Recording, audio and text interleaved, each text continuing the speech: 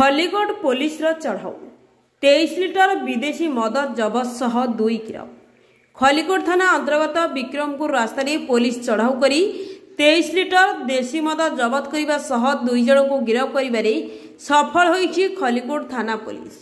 मिलथिबा सूचना अनुसार विक्रमपुर रास्ता विदेशी मद बिक्री होउथबा खबर पाई खलिकोट थाना अधिकारी नरेश कुमार साहू निर्देश क्रमी थाना ASI P Patnaik ASI Harikrishna Samal Prabhakar Ganta हाबिलदार आरके साहू विक्रमपुर रास्ता चढ़ाऊ करी 23 लिटर विदेशी मद जबत करने सह 2 जन को गिरफ कर सफल होते। गिरफ 2 जन हेले विक्रमपुर करण साईर चंदन बराड़ एवं कोइली बैकुंठ साईर प्रभाकर जेना।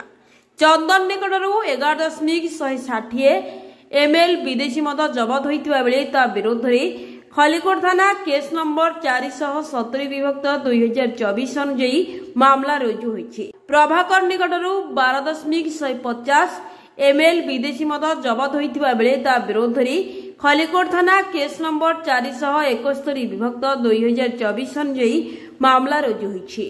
उभय को अपराह्न कोर्ट चालाण कर आईआईसी सूचना दी।